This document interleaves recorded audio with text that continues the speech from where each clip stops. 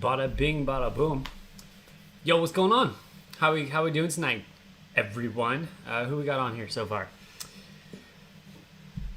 So I'm just gonna wait a little bit longer, let some more people jump on.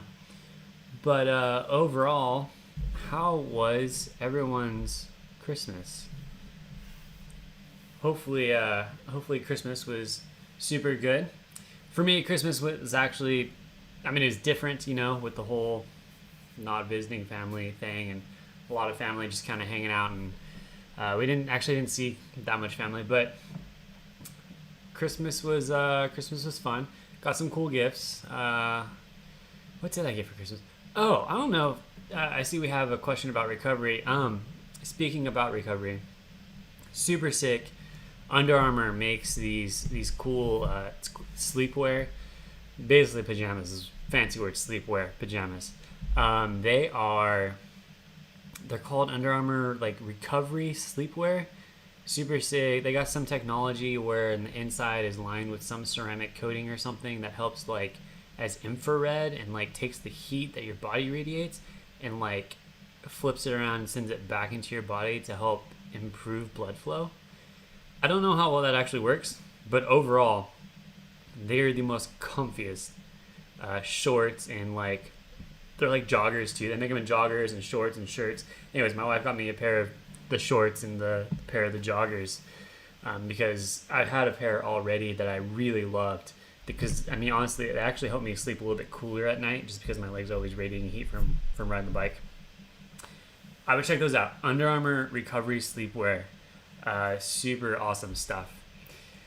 Anyways, what would be the best tonight? I just want to we did a Q&A I think about a week ago, and it was super fun just to interact with you guys and answer some questions that you guys have about random stuff. Some of you guys asked personal questions about me and Tyler.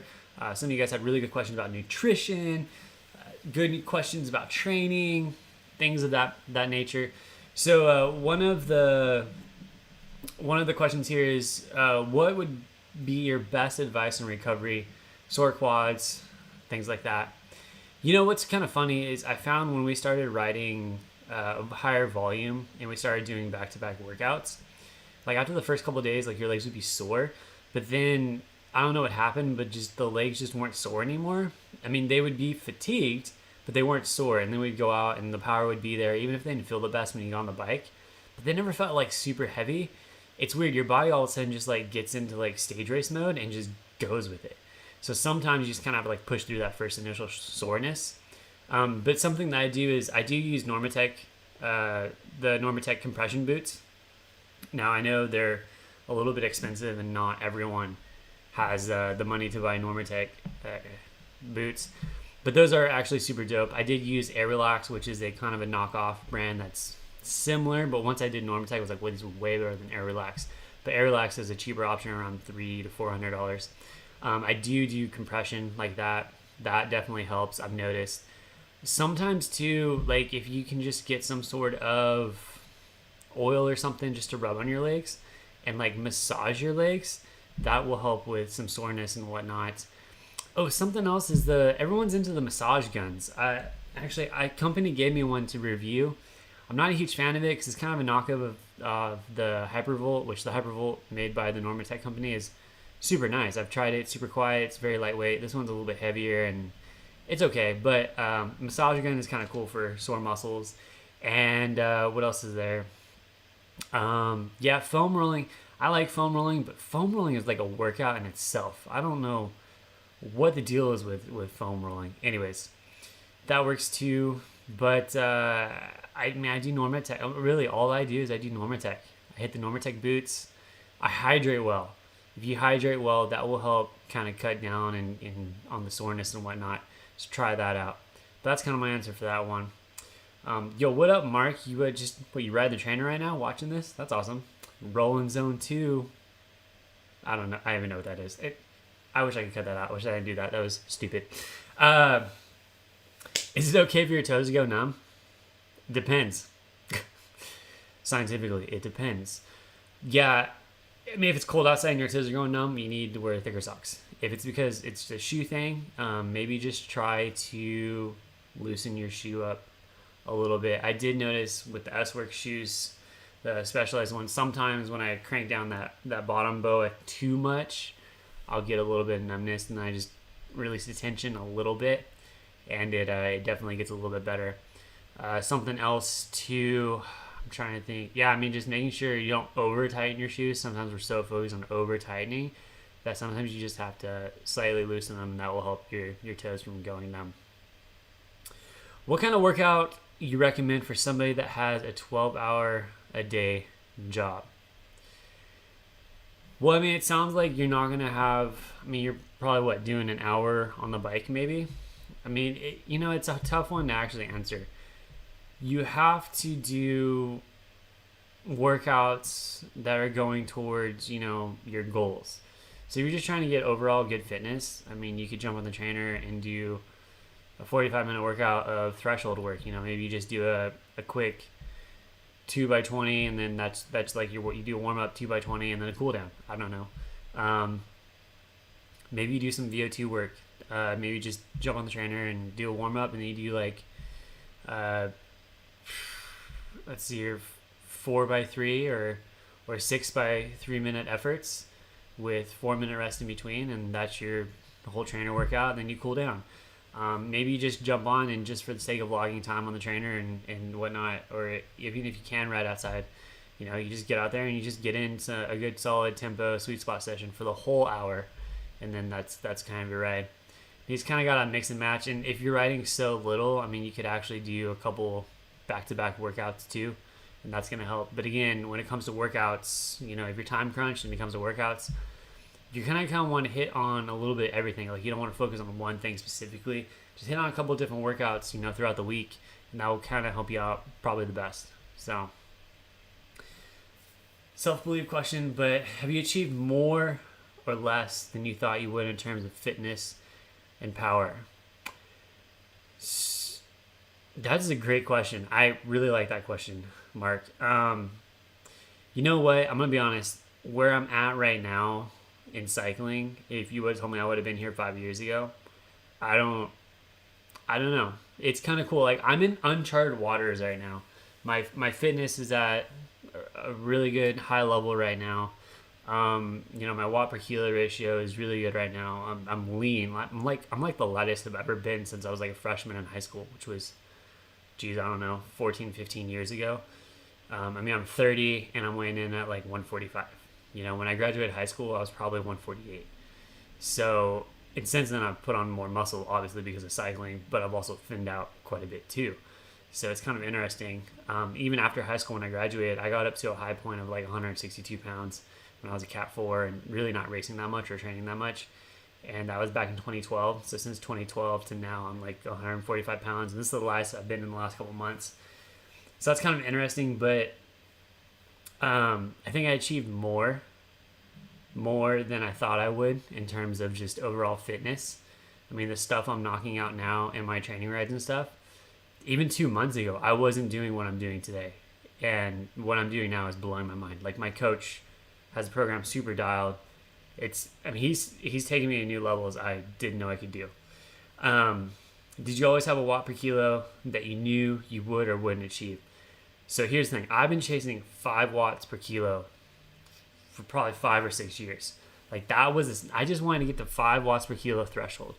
That's really what I was chasing after. And this year, with the weight loss and actually, switching coaches and improving my FTP some more,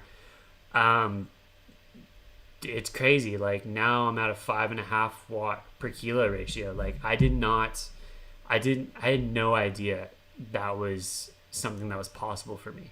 Like, this is totally new. And it sucks because we don't have racing, so I'm not able to like test it out and see what it's like. But I'm at like a 5.48, 5.5 watt per kilo for threshold. I'm just like, I'm still trying to wrap my mind around that. Like, I haven't been able to use it in any racing, so it's like I don't know how. Like, I know it's like, it's good because you hear like, oh wow, anything over 5 is like amazing. Most people, like, when I was chasing 5, just to get to 5 would have been nice. But now I'm like above that, and I'm like, dude, what can I do with that? I don't know how many races can you win with? I don't know what to do with that. But there's no races. So I'm still like, I don't know, it hasn't fully set in yet. Like, it's kind of cool. It's like, I tell people, yeah, this is where my watts per kilo is. And people are like, bro, that's so strong. And it's hard for me to like go, yeah, I know it is. It really blows me away. But at the same time, like, I haven't been able to like really use it. So it hasn't fully sunk in yet. And yeah, I don't know. It's very interesting. But definitely didn't think I was going to be as strong as I am now 5 years ago. If you would have told me, hey, 5 years from now, you're gonna be super slim, you're gonna trim out fat wise, you're gonna be in the 145 range, you're gonna be pushing 360 threshold and starting to build on top of that to drive it even higher, I would have been like, I don't think so. I don't know about that. Because 5 years ago, I think I was at like a 315 threshold. So huge change. Dude, Greg, yes. I'm working on your program.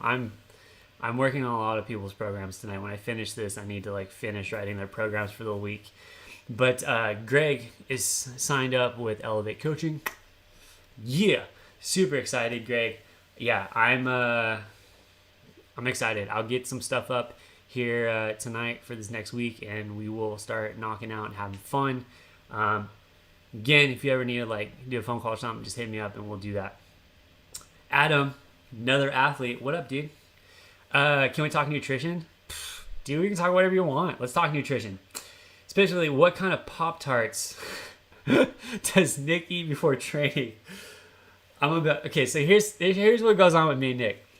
We meet at his parents' house. Okay, so when we meet up, his parents have a house out in the country that's very close to the foothills. So for us on the bike, it's super easy to get out to where we want to get to the climbs and stuff. So we'll meet out there. So his mom stocks up on the Pop-Tarts. So he goes in the house. I think she buys blueberry. I think blueberry is an option. She buys that, and she buys strawberry.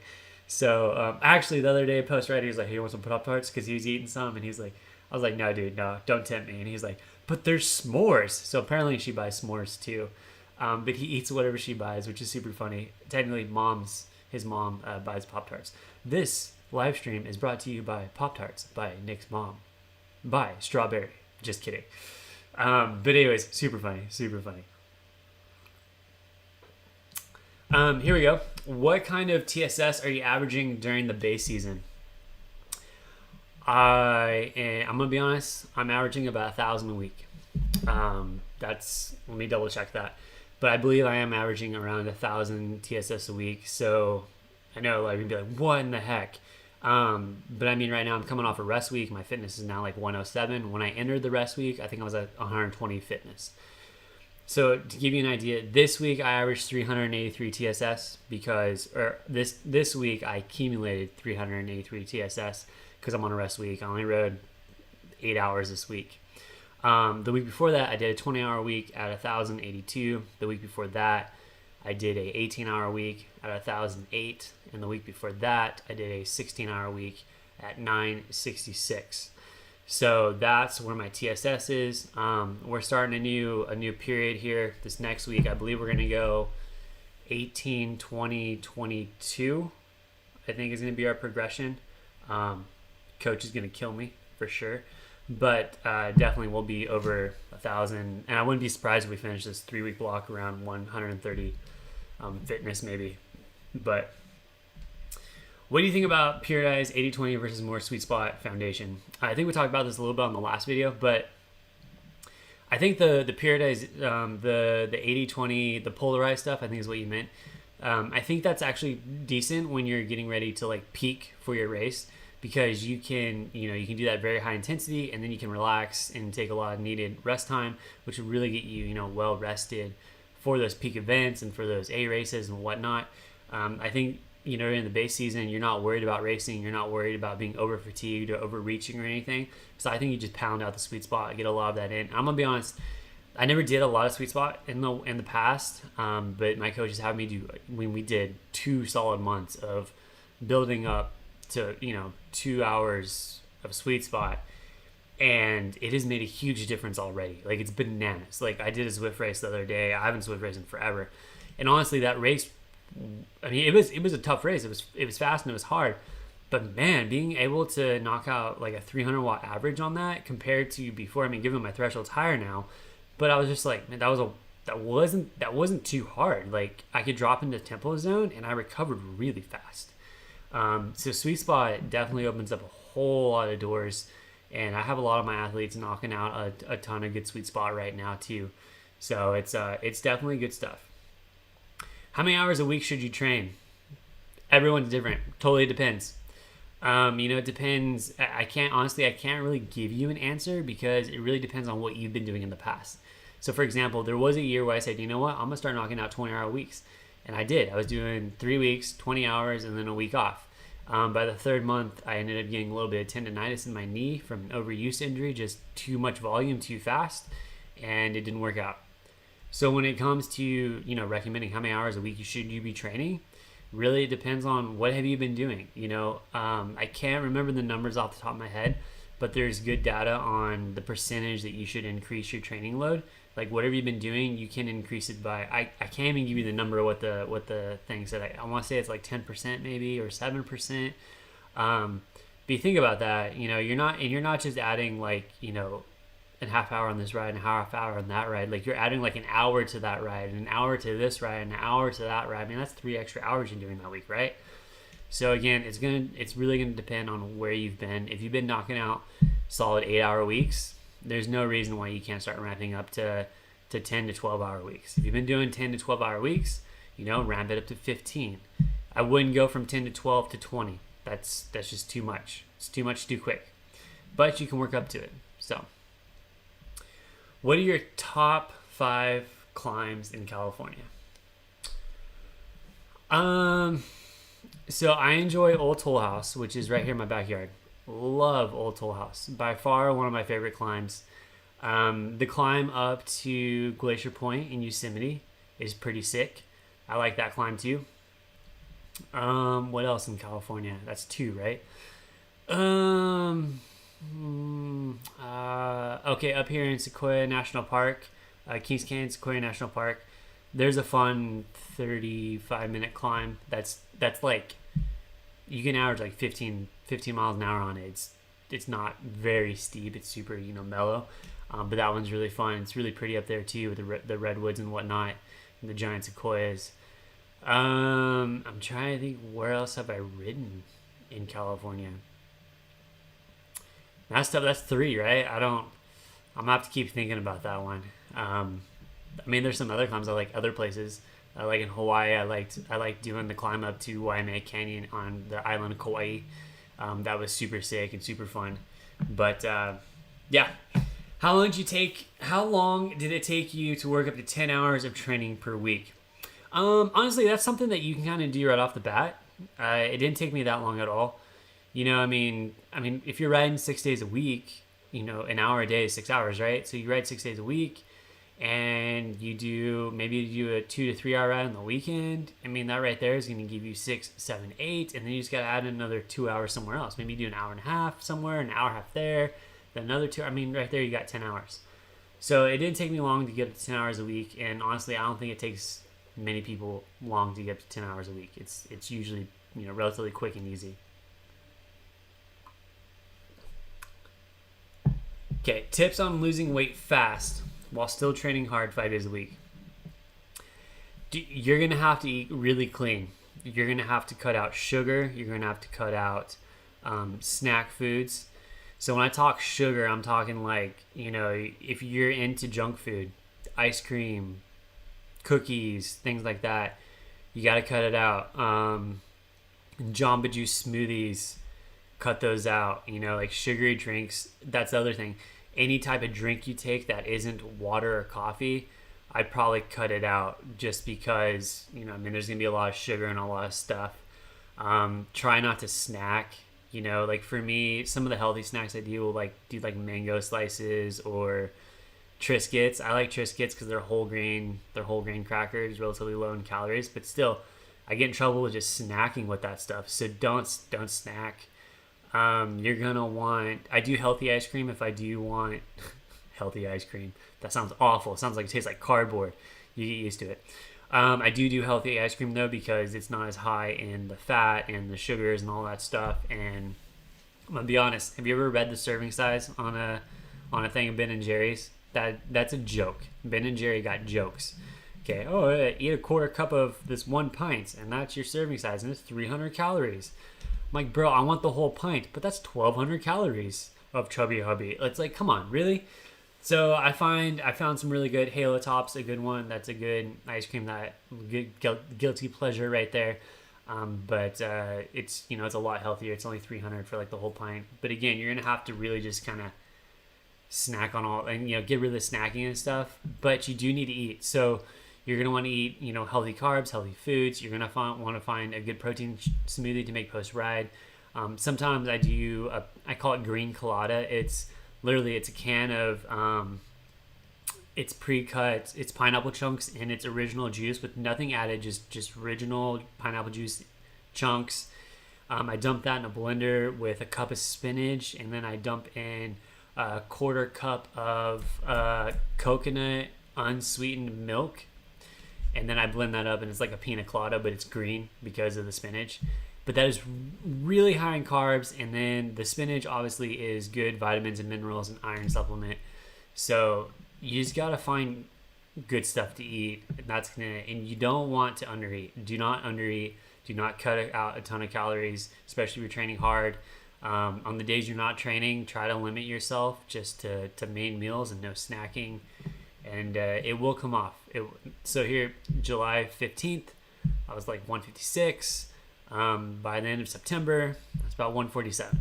So that kind of gives you an idea of how quick it came off. Hey Chaz, curious, have you thought about being Tyler's coach? I thought about talking to him about it, but I mean, in all honesty, Tony is a really good guy. We're all really good friends with Tony at ATP Coaching, and Tyler and Tony were like kind of best friends before I met him. And honestly, Tony does a good job with Tyler, and I think they're a good match together. So no, I haven't really said anything because again, I think Tyler's on a decent program and I think he's making good gains. I think Tony definitely knows what he's talking about, and he's doing good work with Tyler too. Tyler's biggest thing is he just has to like stick to the program, and it can be hard sometimes, but like for me, I'm very picky. Like my coach says, you're a very good student. I'm like, yeah, dude, obviously there's money coming out, so I got sponsors paying for my coach, but still, it's like someone's paying for this. I want to stick to it like a T, right? It sucks. There's times when Tyler wants to ride, and I'm like, I want to, but I can't today because I have this planned out for my coach. We'll just bump it to tomorrow or something. It's like, dude, no, I got goals on the horizon. I have to stick to it. But that's how I am. I'm kind of a type A person in a way like that. But no, I haven't thought about it. And honestly, I probably won't even ask either because, again, I think what him and Tony have at ATP is a good relationship. And I think it's, I think unless Tyler was unhappy, I think it's a good thing for him. Which is better, SIS Beta Fuel Pack versus SIS Hydration Pack? So that's going to depend on what you want to do. If you're looking to spend long hours in the saddle, I would go with Beta Fuel. If you're in a hard race, I'd go with Beta Fuel. If you're looking just to kind of stay hydrated and stuff, go with the hydration pack. You don't have to go with the Beta Fuel. You're not going to be burning a ton of calories. You're doing a lot of hard workouts. Go with the hydration. Honestly, actually, no, I have tried their hydration. I actually use the hydration more than the Beta Fuel, to be honest. Even right now, the stuff I'm using is more of hydration mixed stuff. So, I don't know, you just kind of got to pick and choose what you think you're going to use it for, but I think the hydration stuff's pretty solid. It's pretty solid stuff. How can a larger and heavier rider beat you? Attack on the flats? Oh, man, that's a tough one. How can someone beat... Dude, that's a tough one. Yeah, don't attack me on the hills because that ain't gonna work. Yeah, but here's the other thing too. Me personally, I'm a breakaway guy. Like I can TT, I can suffer. I like to break away. So I don't know. It's gonna be tough. I think the best bet is if you bring it to a pack sprint and you can out sprint me, which, I'm not the best sprinter in the world, I've been really working on that in the last couple of years because that's a huge weakness of mine. But if you could bring it to a pack sprint, you could definitely, the odds are way more in your favor of beating me. If it's just me and you on the road in a breakaway, that's where I really excel, so it'd be really tough. But yeah, I mean, you definitely want to get away on the flats, especially if it's a hilly race. You want to get away on the flats before we get to the hills, because when we get to the hills and you try to attack, I'll just follow it all day long, because that's what I love to do. I love that stuff. But that's a good question. I haven't thought about that one. Anytime you bring it down to sprint, though, I'm probably not going to win. So there you go. Newbie here. What are your top 3 things you wish you knew when you started cycling? That is a great question. Let me think.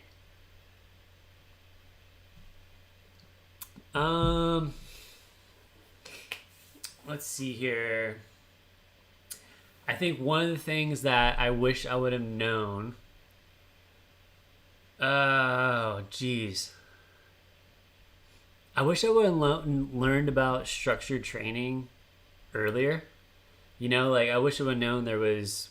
Well, I mean, power meters started getting big in about 2010, 2012. But I wish I would have known about structured training. I wish I would have found a coach a little bit earlier. A solid coach, too. The first coach I had was okay. He, got my feet wet. But I wish I would have found someone that actually, legit knew what he was doing and helped me get stronger. I wish... So that's one. Having good coach. So the first thing is structured training. Getting a coach. I wish I would have known about that. The second thing, I wish I would have known about how awesome having proper cycling attire is. Because, you walk into a store and you're like, oh, I need bib shorts. What are those? Oh, these are expensive. I'm going to buy the cheap ones, right? I wish I would have known that, if you pay a little bit more, it would have been far more comfortable. The third thing I wish I would have known. Oh, geez. I wish I would have known how expensive it was going to be. My wife's always like, oh, what'd you do today? I went to the bike shop. What'd you buy? I'm like, well, easy, killer. Okay, listen. I was good. I bought, a tire. Oh, you bought a tire? Yeah, just one? Well, no, we had to have a buddy, so I bought a pair, right? Well, how much was that? It was $100. I don't know. I wish I would have known how expensive cycling was. But yeah. Anyways. Dude, Douglas. What up, Douglas? Thanks for stopping by. Hi. What are the longest hills that you use for hard efforts? Do you ride repeats or single climb efforts? So the longest hill, we've been using, we call it the 4-lane climb because there's 4 lanes on it for cars because there's 2 going up, 2 coming down. So we call it the 4 lanes. It's about, so the KOM is about, I think I did it in 3512. I have the KOM on it. It's about 8 miles. It's 5 to 6% grade. It's a pretty long climb. And the cool thing is when you finish at the top, you can actually keep climbing up because the town of Shaver is another 6 miles past the top of where the 4 lanes ends, and where all the 4 lanes converge into just back to 2 lanes going up through the mountains. And anyways, from there it's another 6 miles, another 25 minutes to Shaver, so you can keep climbing if you want to. It starts about 2,000 feet and ends around 4,500 feet. So we were doing sweet spot efforts on that. I was doing my 40-minute efforts on that as well. We were going 40 minutes. So for me at sweet spot, I was getting to the top of the climb in about 37, 38 minutes, and then I would just keep riding, the other 3 or 2 minutes to knock out the 40. And then we would use the descent of 20. The descent was only about 12 to 15 minutes, but we would use that, spin around at the bottom for another, until we hit about 20 to 25 minutes of recovery. Then we turn around and we did the ascent again. So there were some days I was doing 3x35 on there, which I was literally just riding pretty much to the top or almost to the top. Because I got the KOM going at threshold, but so we were coming just almost to the top, turn around, go down, redo it. When I was doing the 2 by 60-minute efforts, I wasn't doing it because now we're in December and there's getting snow at the top and it was just super cold. So something we were doing was we were kind of using the flats. It was a little bit tougher, but we knocked them out there. But yeah, I would just use the whole climb. If we do shorter repeats too, I wouldn't go up the whole thing. Like say we're doing 20-minute repeat, we would go 20 minutes up, finish, turn around, come right back down. That's how that would work out. Yeah, I definitely like doing it on climbs. You can produce a little bit more consistent power on climbs. It's kind of like on the trainer. It's a little bit harder to engage your glutes and stuff on the trainer because you can't like freely move. Even on the flats, it can be tough sometimes. But going on a climb, you can definitely engage a little bit more of those glutes and different things and push out a little bit of good wattage. All of our local climbs are 6 to 14% too, so they can be pretty grim for workouts. Yeah, so this one is about 5 to 6%. Now, Old Toll House is another good one that I like to do it on because it averages about 7.5%, and there are some steep parts in there in the beginning, around 10%, 12%, but they don't last very long. So I will use Toll House sometimes. There's another climb that's about 45 minutes most people do it in about 55 minutes. I did it at Sweet Spot at about 48 minutes. The KOM is at 45 minutes. I have that one at 45. So I did at 48 with Sweet Spot. I tried doing the hour on there, and I actually started before the climb. And I got to the top of the climb like 48 minutes. I still had like 5 minutes to go. So it comes out at the top of the 4 lanes, and you just keep going up. But yeah, we do use long climbs. But right now in the winter, it's starting to get really cold. So yeah, it's awful. Anyways, let's see here. Oops, sorry. Okay, where were we now? Okay. Is Ride Bikes Bro going to take any wins when y'all start racing? What are the team goals? Dude, honestly, we have a really solid squad this year. One of our guys left to go to Mike's Bikes. They picked him up. Lame. Anyways, we have a super solid squad this year. Really excited. We are going to do some damage. Tyler is riding at the best he's ever been riding. He's staying really focused. I'm hoping he comes out and he hits this coming off his rest week. I hope he keeps trucking along. Myself and Nick are the best form of our life, like best fitness, everything. Like, we're knocking it out. Where we were. Last season we started off on a pretty good hot streak. We won, I think, 5 out of 7 races we entered, right? But then, I'll come. Don't worry, Stan. I'll get you. I'm sorry I skipped it. Anyways, we picked up 3 solid guys, and they're all relatively strong, and some of them got some good sprinting too. So, yeah, I think we're gonna do some damage. Some team goals. I know that we're maybe looking at USA Crits, maybe going to a couple of those. We wanted to go to Valley of the Sun, but there's talk that it's probably gonna be canceled. So that sucks. Nationals, I want to go to Nationals, and I think some of the squad's going to come along for that. So that's going to be super cool, and that's kind of where we're going. So I think we're going to do pretty well this year. I'm super excited and hope racing starts soon. Stan, I'm so sorry I forgot your question. Thanks for saying something. What zone should I ride in if I'm trying to lose weight and I don't have much time to train? Currently 6 foot, 174 pounds, FTP 276. If I'm trying to lose weight and don't have much time, dude. So the sweet spot, I did notice the sweet spot does burn quite a bit of fat. That and tempo.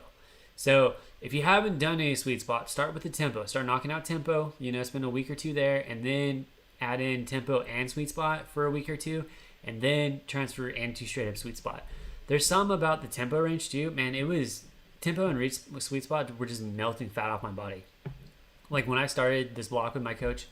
2 months ago, I was about 146 to 148, and right now, like, I'm 144 to 146, like, steady. It's crazy. And I have noticed, like, my buddy was like, dude, your arms are looking like climber's arms. I was like, right? And he was like, yeah, you have no muscle. And I was like, jerk. But it's true. Like, I don't know. There's some about it. For me, it burned the fat off. Everyone's different, though, so who knows? But you can give that a try. And if you don't have much time to train, I would spend a little bit more of the time in the tempo to sweet spot range. And then on other days, I would do some threshold work in and different things like that. And again, right now we're in the off season, so don't be hitting on a lot of VO2 or a lot of anaerobic work because you got nothing to use it for. So, do you have advice? Wait, do you have advice, and how do you control it? I'm super confused. Can you rewrite that question for me, and I'll totally answer it. How can I write my own training plan? Yeah, I would say read the Cyclist Training Bible. That had some really good stuff in there that talks kind of about, how you want to periodize things and how you want to build it, and that would probably work really well for you. So try that out. Tips for buying a new saddle. So one thing I did when I was getting a saddle was I did go into the shop, and Specialized has a cool like saddle fitting thing. You can figure out what size you actually need. So literally figure out where your sit bones are. Like if you are a 143 or if you're a 153 or whatever the sizes are. And then what you do is just go into the shop and tell them, hey, I'm looking to buy a new saddle. Do you have any recommendations? Can we get me fitted for one? And then before you pull the trigger on one, go, can I use one and try it out for a while? And then if I like it, I'll buy it. So that's something I have done. So my bike shop has actually let me try out different saddles. And I was like, I tried one. I'm like, dude, I don't like that one. Take it back, try out a different one. And that's how I came to be on the, wrong side. There it is, Roman. I'm on the Specialized S-Works Roman. I was on the Toupee. Toupee was super sick, but they don't make it anymore. Lame. Specialized. Get your stuff together. Anyways. Yeah. Let's see here. BQQ. Okay, whatever. Jealous of those long heels. Dude, I know. We are lucky. Blessed. For sure. Do you believe there are people who just aren't meant to race bikes? I'm going to say no. I'm going to say no to that. I'm 250 pounds and have been training hard for 2 years. Still haven't broken 3 watts per kilo, and I think I chose the wrong sport. Dude, I think anyone can race bikes. Are you going to be good at it? I don't know if everyone's going to be good at it. Probably not. But I don't think there's any reason why you can't race bikes. The big thing at the end of the day is, are you having fun? If you're having fun, yeah, I mean, that's the whole point, right? I race my bike and I train a lot because I'm having fun. It's fun. I'm not doing it for money or anything like that. I mean, yeah, I got sponsors and stuff, but like outside of that, like it's purely for fun. So I think anyone can definitely jump in and race. Like you said, you gonna be good at it? I don't know. 3 watts per kilo. I mean, that's not bad. It's not terrible. You're not at 1.5 watts per kilo, right? So everyone starts somewhere. And here's the thing about endurance sports. Endurance sports take forever, like forever to adapt and to move forward. Like I've been doing Sweet Spot for 2 months, and we finally saw the threshold bump, right? So 2 months ago I started, I was at 350. 2 months later, boom, 10 watt jump up to 360. But it took 2 months, and we're talking 2 months of like solid hours. Didn't miss any workouts. I mean, there was times we were doing repeats up that hill, 3x30 at 330 watts. I'm just like, dude, make it stop. I'm so sick of Sweet Spot. Even the last week, my coach was like, all right, 2x60, here we go. I'm like, oh my gosh. He's like, don't worry, you're not going to see Sweet Spot for a while. I'm like, thank goodness. And now this week we're doing 3x20 threshold repeats. But just got to stay consistent. And really, I mean, you can't rush it. The only way you can rush it is if you go out and get EPO. But we all ain't doing that, right? So you can't rush it. That's one thing. I would never cheat. I hate needles. I pass out from needles. I got a TB test to my arm one time. They they stick it and like it bubbles. And then they walked out of the room and I was like, that's super interesting. Boom. Gone. Dunzos. Passed out. When I get my blood drawn and stuff, they're like, all right, you're all good. You can leave. And I was like, yeah, I'm going to chill here for 15 minutes and let me rest.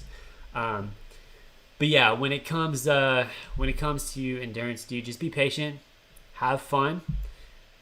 The more consistent you are, the more you train, the more you stick to the program, the more gains you're going to see. I have athletes and sometimes they just don't follow the program. It's like, well, can't be disappointed that you didn't make gains. Then I got other athletes that follow here's an example. I got a guy named Adam. I think when we started, he was around 300 watts. He did a test the other day. I can't remember what his threshold came out to, but he jumped I think he might have been around 330 or something like that. Like he jumped 30 watts, okay? But he's been so consistent. Like he's been knocking it out. He's working on his diet, all kinds of different, he is the perfect, student for the program. And we're seeing gains, okay? And then there's going to be other people who aren't as strict to sticking to the program. They're going to be like, oh, I'm frustrated. I'm not where I want to be. And I'm like, well, I can tell you to ride your bike when you're supposed to, but you have to go do the work. I can't. I can write the perfect prescription, but you have to go do it. So just stick with it. Advice for a newbie with Achilles tendon problem. I haven't had that issue, but let's see. I stopped running 3 years ago. Because of it got a lot better, but I still feel it a bit and really don't want to stop cycling because of it. I wonder if there's any exercises. I know I'm playing with my Achilles tendons right now, my ankles and whatnot. Wonder if there's any. I wonder if there's Adam. See, Adam just dropped in the comments, dude. No joke, huge gains. Rock on, Adam. I wonder if there's any exercises you can do to try to maybe strengthen them.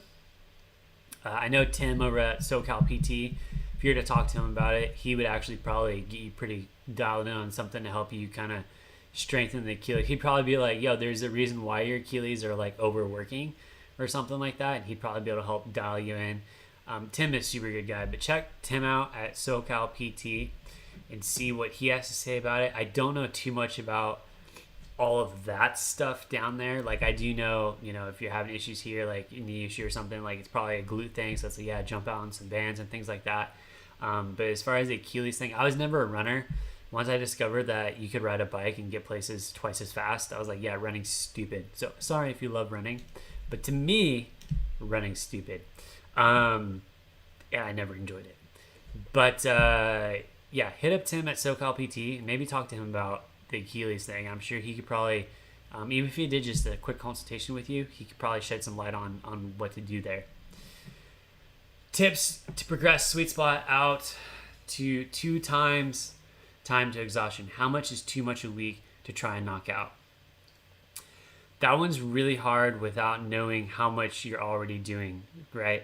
So like I said, over 2 months, we worked up to where I think the first block, we worked up to where we were doing about 4 hours of sweet spot in a week.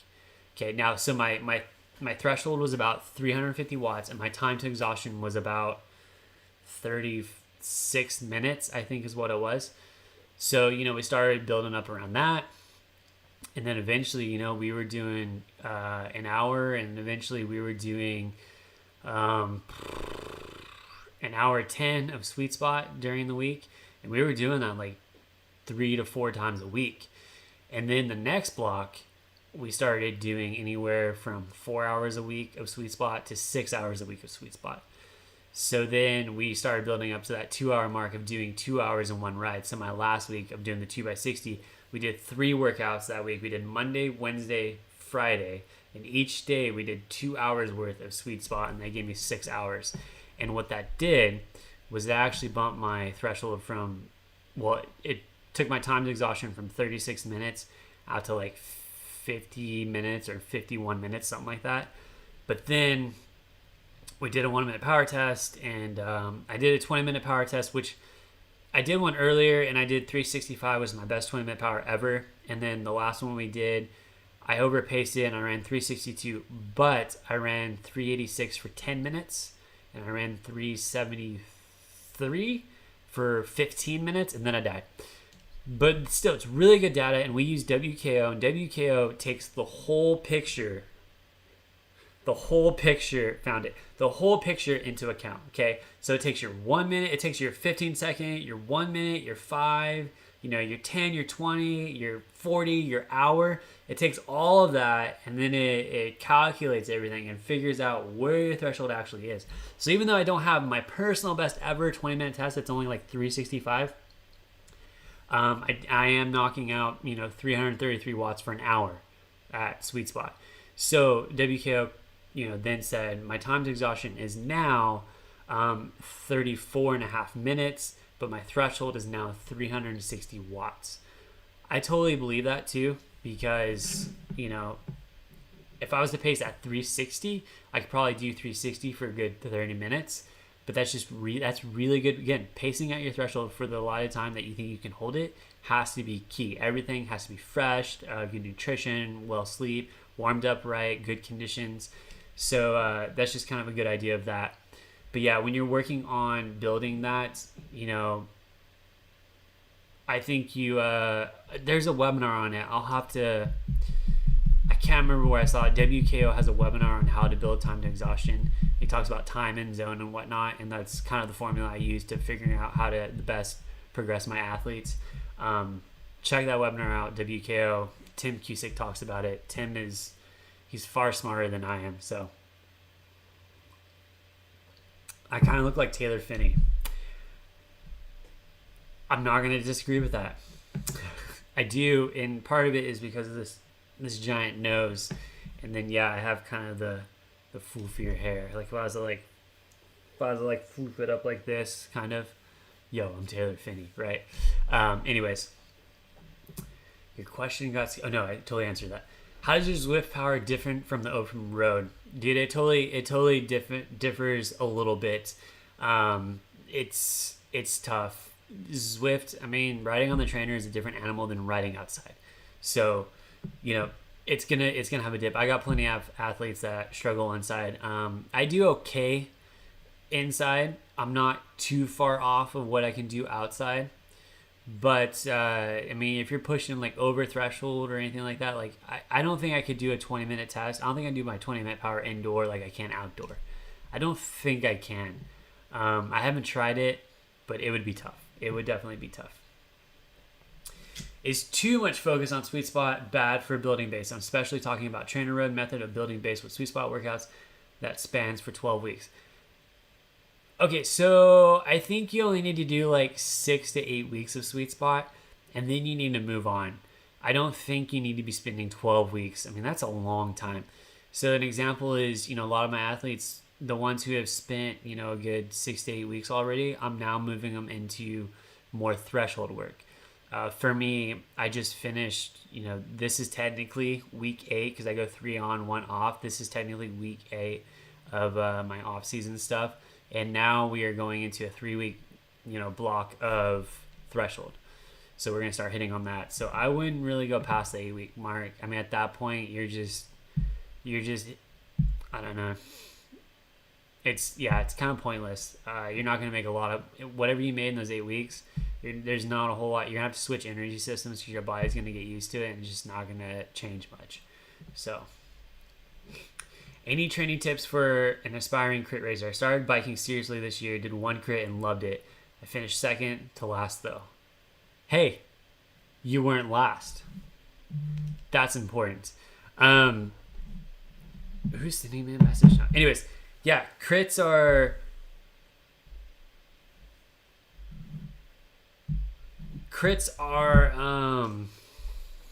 fun. I'm not a big crit guy, but I do decent at them because I do like to get in the breakaway and stuff. And just keep at it. So when it comes to crits, you're gonna want to be towards the front of the group. So say you got 40 racers. It's going to be tough, but you want to stay in the top 15. When you can stay in the top 15, there's this slinky effect that happens, right? As you go into the corner, you're like this, right? Okay, so you're like this, and as you go into the corner, everyone starts to bunch up, and then they exit the corner and they slinky out, and then they catch up, right? So you're doing this thing through corners, right? So the further towards the front, the less of that catch-up effect you're going to have. So I would definitely try to stay top 15, top 20. The other thing is get comfortable with moving around the pack. Learn how to surf wheels and use other people. So say you're kind of stuck in a position, you see someone attack, don't be the first person to follow or go after it. Maybe the guy next to you or the guy in front of you starts to get up to go after it. That's a free will to ride. And you can do that kind of stuff. You're going to have to take some risks in crits sometimes. Here's the other thing. Don't try to be the hero in the first 30 minutes of crit, okay? Everyone is fresh. When everyone is fresh, no one gets away. So when our pro crits, like say it's a 75-minute crit, I know if a break is going to go, it ain't going until like minute 35, minute 45. So a lot of those first early attacks, which is so hard, but those first early attacks, I'm going to sit in. I'm going to let everyone go up the road. I'm going to be like, whatever, I don't care. And then they're going to be motivated. They pull them back. And then once everyone starts to get tired, that's when you make your move. So, and if you're a sprinter and that's your forte, you just want to sit in the pack and you want to hide and you want to surf wheels and you want to conserve and use people to close gaps. Crit racing is like playing chess. Dude, you got to use people. Sometimes it sucks when they learn that they got used, but you use them because, I mean, you're trying to win, not them. Why are recovery weeks so hard?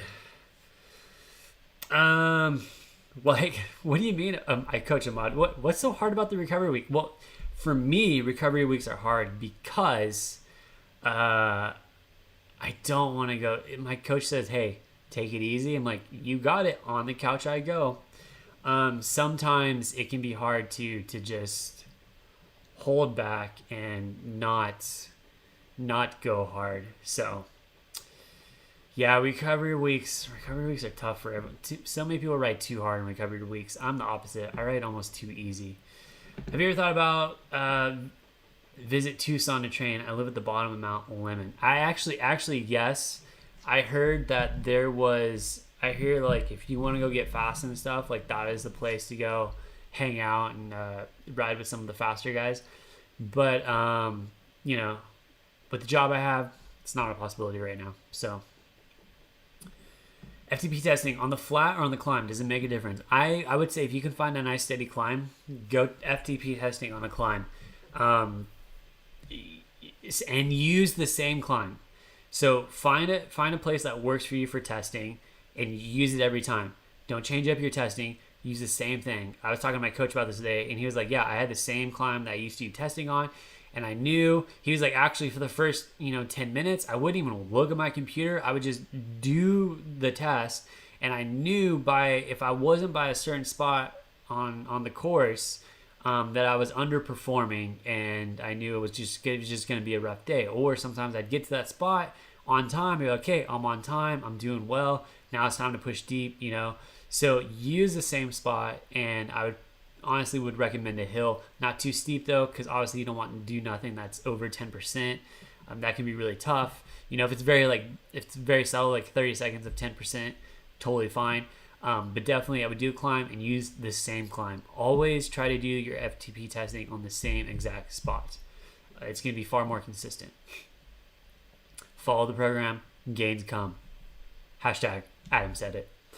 What are your thoughts on polarized training versus sweet spot? We already kind of answered this, but polarized is really good when you're coming into and building towards a key A race or anything like that. And sweet spot is definitely the best bang for your buck when you're in the off season and you don't care about how fatigued you are.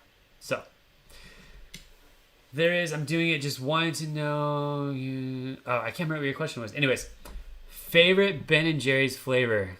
This is probably one of the best questions. This is top 5 questions of the night. Favorite Ben & Jerry's flavor. Half-baked. Okay. Then no, that is not what you think it is. It is cookie dough and delicious brownie that is half cooked in the Ben & Jerry's. Dang, now I want ice cream. I might yell to my wife to give me ice cream. But yes, Ben & Jerry's half-baked is definitely one of my favorites by them. Love, love, love, love it. I haven't had it in months though because I'm trying to stay super slim. I like cycling more, but it's nice how simplistic running is. No need to worry about gear shifting, cars, etc. Dude, yeah, no, there is something about running. I mean, again, I'm not a runner. I don't like running, but I do know people that are like, dude, I just want to go run. And people, it's very therapeutic for people. And same thing with riding though. I'm like, I just want to go ride my bike. Like when I go travel, when we go back east, when we go to Hawaii for vacation or something, I'm like, dude, I want to take my bike, and it's kind of a pain. It's like, well, why do you want to take your bike? You don't. It's because I like to just go and explore and take in the sights that way. Like, it's super fun.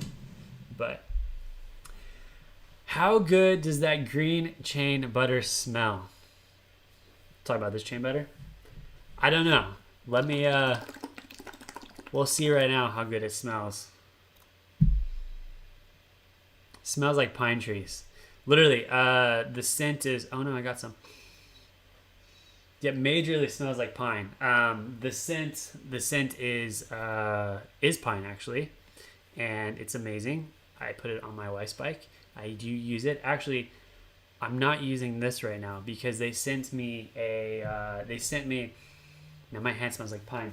They sent me, what did they send me? Oh, they sent me super secret time. They sent, don't tell anyone, but they sent me a wet weather lube. So it's a wet lube. It's kind of crazy. You have to like make sure it's warm because it solidifies. So when it came, I was like, I can't use it. It's hard as a rock. And then over time, it got, you got to use it 60 or below, and it got cooler and it got liquefied. And I put it on my chain. You're supposed to use it outside during the winter when it's super cold, and it works really well. So I'm testing that out. I think they're gonna call it like tree sap or something like that, or some chain sap or something. And it smells like pine. Dude, my hand smells like chain. So now I'm gonna use peppermint whip wipe right here. That stuff is awesome. It smells like candy canes. I love their whip wipe. I used Muck Off before Bike Hardcore came along. Muck Off was cool. It worked pretty good. Bike Hardcore blew it out of the water. Their whip wipe is so easy. I grab just the basic towel, wipe my bike down all the time. Their bike wash is nice to use. I use that too. The chaining gear is so rad. I've never used anything that works so well getting bike grease off of junk, off the chain, cassette, whatever it is, even your hands afterwards. Super good stuff. And their chain butter is nice too. I do like their lube. I do like it. Okay, where are we at in... Oh, here we go. Hey, new here, but wanted to wish you all a blessed and safe holiday season. Oh, thank you. I hope you have a happy new year. What up, Chaz? Hope everyone had a great holiday. Would you say sweet spot or polarized training be more viable for both solo crit racing and doing some time trial grand fondos? I mean, if you're gonna do crit racing, I would go into the polarized stuff. If you're gonna be doing, like, as you get into that, but if you're gonna start going back into fondos and stuff, I'd probably move towards a little bit of some sweet spot building, along with, you know, a good solid chunk of threshold work and maybe some lower VO2 stuff. That would actually help you out quite a bit. How much kilometers would you consider a recovery ride to be? So here's the one thing is, one thing I started doing years ago is I stopped training by mileage and I started training by time. So in other words, hey, what's your plan for the ride today? You know, it's not, I'm going to go ride 30K. It's, I'm going to go ride for an hour. Okay. So I think a recovery ride is good. You know, if you're a person putting in 10 to 12 hours a week, I think a solid recovery ride is anywhere from 45 minutes to an hour and a half. You know, if you're someone who's putting in a little bit longer hours in the week, maybe you're doing 15, 18, 20 hours a week, you know, a recovery ride can be anywhere from an hour 15 to even 2 hours. But the whole thing is you have to stay zone 1, possibly zone 2. You can't be doing any zone 3, zone 4, 5, 6, trillion. You can't do none of that. You gotta stay in recovery mode. And I'll be honest, this is why recovery weeks are hard for me. My coach will give me an hour 45 to 2 hour recovery ride. I'm like, bro, zone 1 forever, right? It's so boring, but it does wonders. Anyways, I would go with that. Have you ever considered doing a triathlon? I have. I thought about it, and then I said, that is a stupid thought, Chaz. Don't you ever think about doing that. The one reason is because I don't like to run. I mean, I'm decent at running, and I did pretty good in high school, but I don't like to run that much. 2, I don't ever practice swimming and stuff either. So, like an Ironman, when Tyler did the Ironman, I was like, bro, bravo. Would I ever do it? Probably. I don't really have any desire to do it. It just, I don't know, super long distance stuff like that doesn't really intrigue me that much. Even like an Everest thing, people are like, dude, would you do an Everest? I'm like, no, that doesn't sound fun. It just doesn't sound that fun to me. So I don't know. Maybe I'll change down the year, like down the road, years from now. Maybe I'll be like, yeah, maybe I do want to do a triathlon. As of right now, though, I really don't have any ambitions to do one. I know Tyler has done a couple of them. It's super sick. And again, him doing the Ironman was phenomenal. I actually rode with him on that, and just we didn't draft. No cheating was happening. We actually rode side by side and had some good conversation. But yeah, I don't know. It's kudos to people who do triathlons, and kudos to those who do Ironmans and stuff. That is tough. What is sweet spot training? It's not very sweet. I will say that. It's almost very bitter, or it's made me kind of bitter. But sweet spot training is going to be anything that's like 88% to 94% of your threshold. So sweet spot, you're still getting a solid amount of threshold work in, and you're also kind of staying in tempo. So they call it sweet spot because it's the perfect spot where your body can actually buffer lactate faster than what it can actually produce. And then as you extend out the time in that, obviously your body gets more efficient at doing it. Like if you were to go out and do an hour sweet spot, for most people that is a major struggle. But if you build up to it, your body becomes more efficient, and now you can knock out an hour sweet spot, no problem. So it just really helps with just metabolically getting things dialed in, and also just lactate buffering and things like that. So that is what sweet spot training is. And honestly, it's kind of a craze right now because that's the time of year we're in when we're doing sweet spot.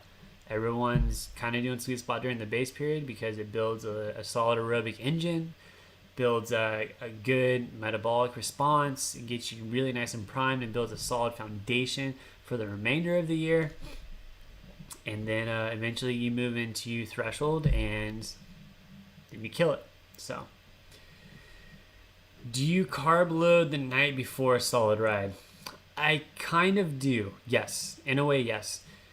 I will for races. I'll carb load a little bit before races the night before. Like that's when I'll take the Halo Top healthy ice cream, throw it out the window, and I will reach for that half-baked Ben & Jerry's, and I will eat that whole thing, and I will have no guilt about it whatsoever because I'm racing in the morning and I need that. So I will carb load during high volume hours of training and whatnot. Honestly, it's not even like a thought anymore. I make sure I pound in a lot of carbs post ride just to replenish as much of that glycogen as possible, because you don't want to do a glycogen dump every like 2 to 3 days, meaning you don't want to go out and do a ride and completely deplete all of the glycogen in your body and then have to refill that and then deplete it again. I mean, that is a lot of work on your body. So something I have to make sure I do with the 18 to 20 hours a week is making sure that I am fully carb loading up nicely, and making sure I don't do glycogen dumps on my rides, because that is not good.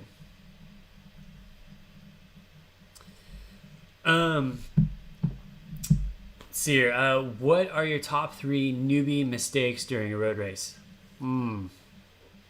Oh, sitting on the front and doing way too much work. I don't know why some people like to do that, but they will get on the front and they will just drill it. Anyone goes off the front, they'll go to the front and they'll pull everything back.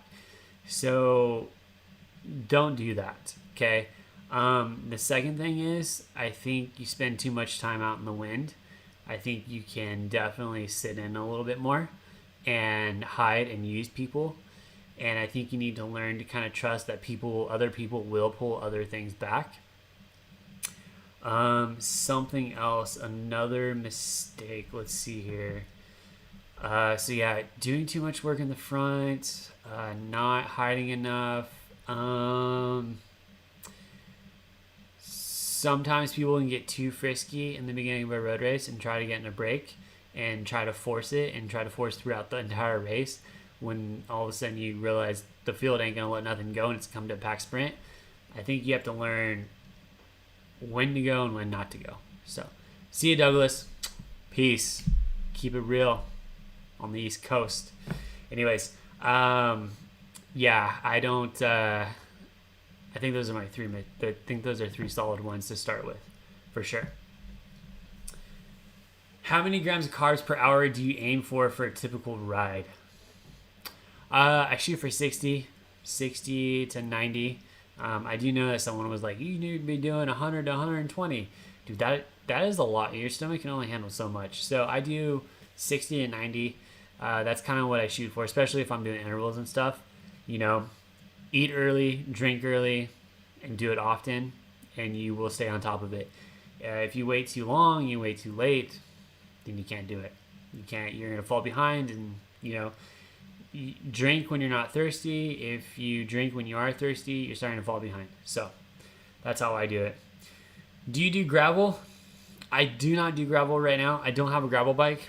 That's something I'm possibly going to like look into doing, but it honestly, it really doesn't intrigue me that much. Everyone's like, you need to do gravel. You need to do gravel. Like, do it. It's going to be good. That's where all of the races are going to be. But I don't know. I haven't done gravel yet. I haven't tried it out. You know, I hardly ride off-road. I don't have a gravel bike. I need to look into getting a gravel bike. So we'll see. I might do it down the road. I don't know. Still up in there on that. So I want to increase my average speed from 21 to 25 on my 1 hour ride. Get it. I ride solo. What do you suggest? Dude, that's going to be buying really nice aero wheels, getting a motor. No. But in all seriousness, I mean, it's going to be, the more aero you are, the higher the average speed is going to be. I mean, an average speed of 25, that's moving. I'm going to be honest, most of our rides, we're averaging, 22, 21 on them. So,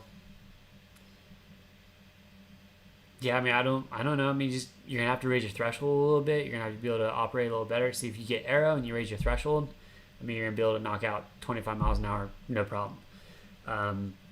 But yeah, I mean, even for me, like when we're riding home, and if sometimes tempo to sweet spot, depending on what the wind is too, we're hovering around 24 to 27 miles an hour, and that's what we're pushing, right? But that's not for the whole ride. But again, I mean, that's what we're pushing on the flats with no wind. Okay, say there's no wind. If we have a tailwind, and we're pushing like 27 to 30, right? But no wind at all, we're pushing 24 to 27. That's pushing tempo to sweet spot. If we want to push around 30, we're gonna start pushing threshold to some VO2 max. But outside of that, I mean, if you're doing 25 for an hour, you are moving. And pretty much the only time I really see that is when you're in races. But do you use AMP pretty much every day or save it for big rides or races? I honestly, I do. I use AMP almost every day. The only times I won't use it is maybe like on a super, super easy recovery day. Sometimes I'm like, I just don't want to put it on. But I pretty much use it every single day. I love it. It definitely helps for recovery. That's the biggest thing. The menthol in it actually does help you if your legs are sore or anything like that. I've noticed it helps them to feel a little bit better, and on the bike they feel like they have a little bit more like spring in their step almost. So I do use AMP almost every single ride. There's really not any time that I skip using AMP. I mean, I love the product. I've been with them since they started. I really believe in it. I've tried some other products. They just don't work the same as AMP. So that's why I've just stuck with AMP. I don't know. Does anyone else use AMP? I wonder what your guys is, how you guys deal with it. But how important is balancing the load between the quads and the hamstrings when pedaling? Is it worth focusing on during training? So there's a couple things you can do. You can do low cadence work, and that will work on kind of incorporating all of those muscles. I did notice when I do high cadence work, it really, when I do high cadence work, I use more of my hamstrings because I'm doing more on the up pull because of it. I don't think it's really a big deal. I mean, I think you just I don't know. I think you just use it. You just ride your bike. I don't know. I don't focus too much on it. I mean, you're gonna use the right muscles when you need to use the right muscles, right? You can kind of train a little bit with the weightlifting stuff, but outside of that, I wouldn't. I would just kind of just use it when you just just pedal. I don't know. You can do 1 cadence drills. I mean, all this really help you get more efficient. But if you do high cadence versus low cadence, one thing that really helps is the high cadence will hit more on the aerobic system and get that a little bit stronger. Whereas when you use the low cadence, you are working more towards using your muscles and giving the aerobic system a break. So you can do that. But outside of that, I wouldn't focus too much on trying to like use one or the other.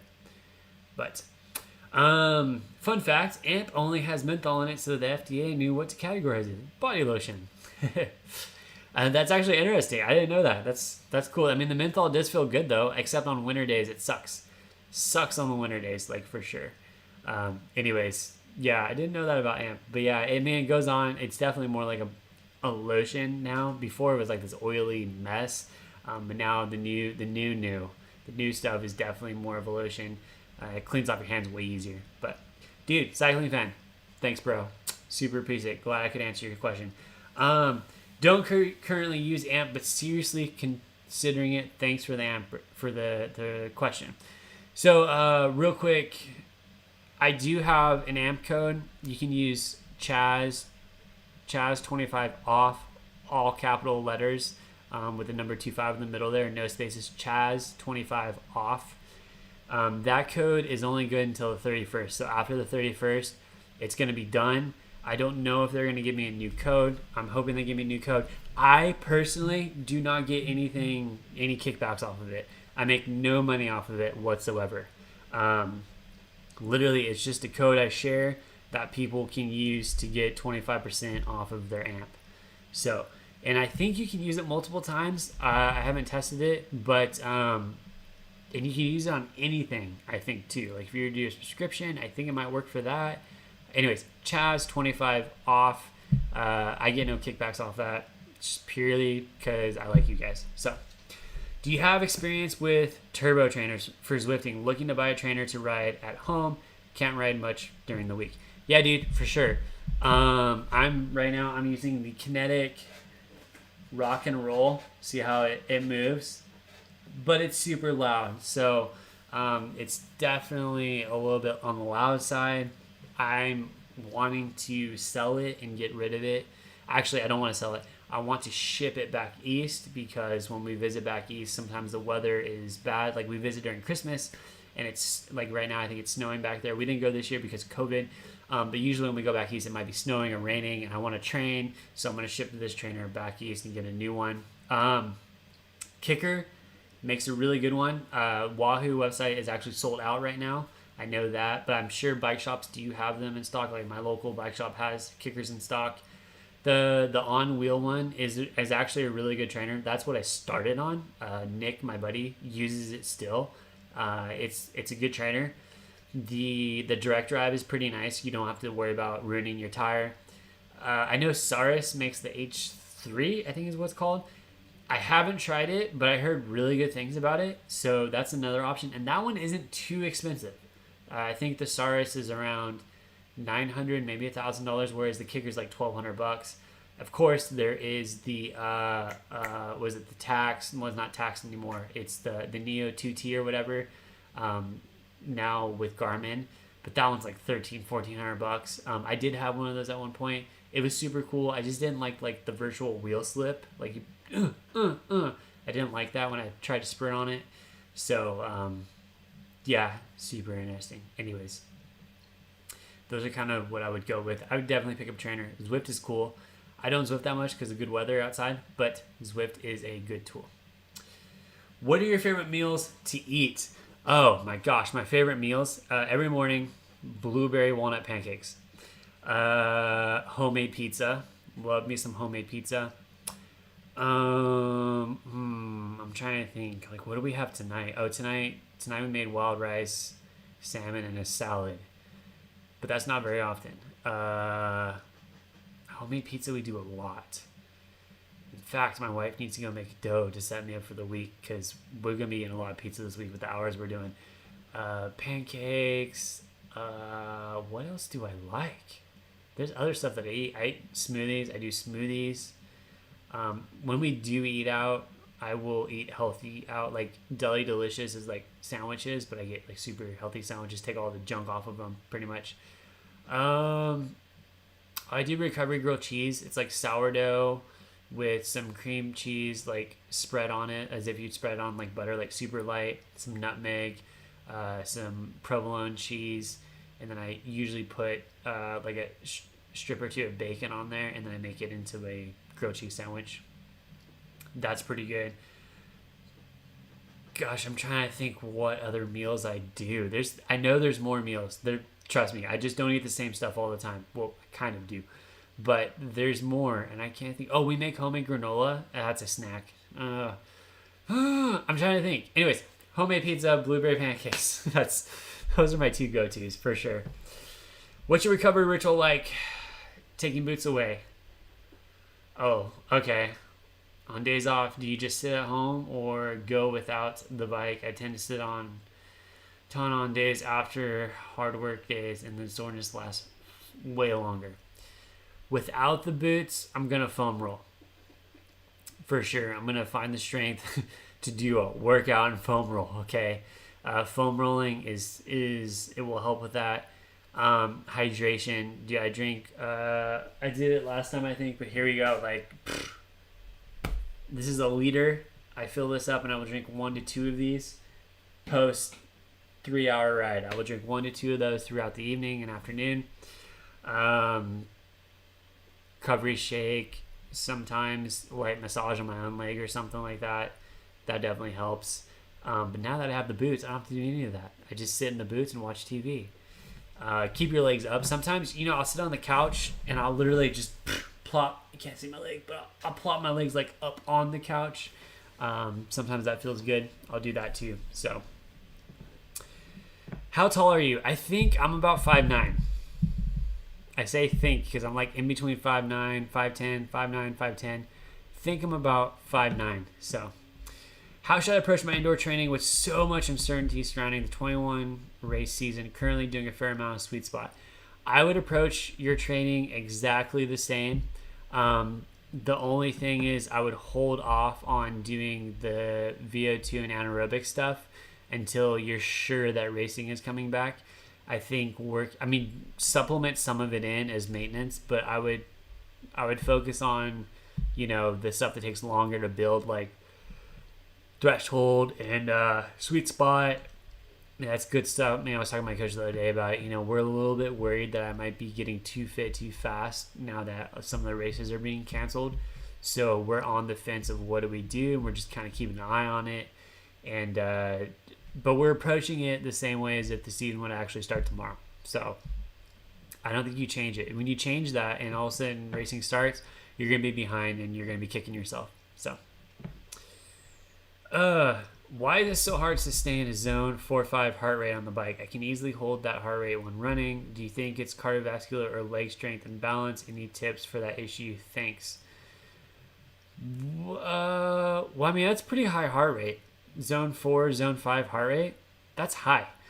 And I do know running zone heart rates are a little bit different than riding heart rates. If you're doing zone 4, zone 5 heart rate, you're pushing pretty good.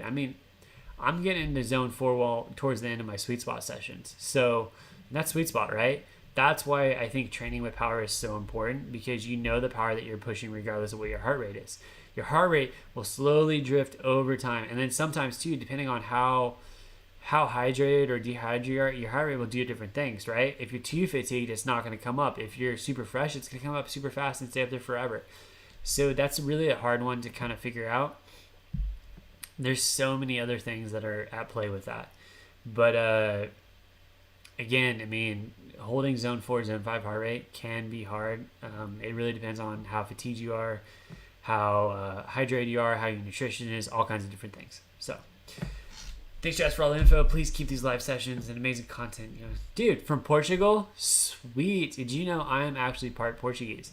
I am Italian and Portuguese, and my great-grandpa came over to America from the Azore Islands. We legit have his passport. He went through Ellis Island and New York City, and he came over to America, and he originally lived in the Azore Islands off the coast of Portugal. Super cool. Recipe tutorials for Eat with Chaz series. Hello, cooking with Chazzy Boy. today we're going to make gourmet pizza.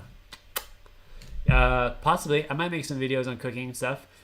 It's hard, you know, it's like, because the channel's like about cycling, right? So it's like, that's the niche, right? But then it's like, if you share nutrition stuff like baking and making and cooking, like, would people watch it? Of course, you guys are gonna be like, yes, we'd watch it. But out of like all the people on YouTube, would they click on it and actually watch it? I don't know. So that's the other thing, is like, I don't want to make videos just to make videos. I want to make videos that I want people like to actually want to watch. And I was super nervous about the 1 minute power test video I made. Literally, I had this vision for it, and I was planning to go out and film the drone and everything. And I'm literally riding to go do it. And I'm like, you know what? I'm going to try something different. Maybe I will try to do this commentator thing. And right there on the bike, I whipped out my GoPro, and then I did the interview as if someone was asking me about it. And I was like, okay, now when I get home, I got to do the end newsroom part of it. So I did it backwards, actually. It's kind of funny. But it worked out really good. And a lot of you guys seem to really like it and respond really well to it. I was super nervous that it was just going to go flop. But people liked it apparently. So super excited. It performed decent compared to what I usually release. It's like in the middle to upper range. So I was excited about that. And not too many people gave me the thumbs down. I think only the haters did. But every time you give me a thumbs down, YouTube goes, oh, they don't like that video. We ain't going to share it with no one. And I'm like, thanks, haters. Come make another video just like this so you can hate on it some more. Anyways, do you think strength training is important for average rider, or is it something you can do every once in a while? Strength training. So here's the big thing. When you turn 40, or you're in your higher 30s, like 37, 38, 39, 40, you need to do strength training. Definitely, you need to start doing that. But like my age, 30, it's not too big of a deal because I'm not losing muscle mass. But as you get older, you start to lose muscle mass. So yeah, you can definitely put in some strength training.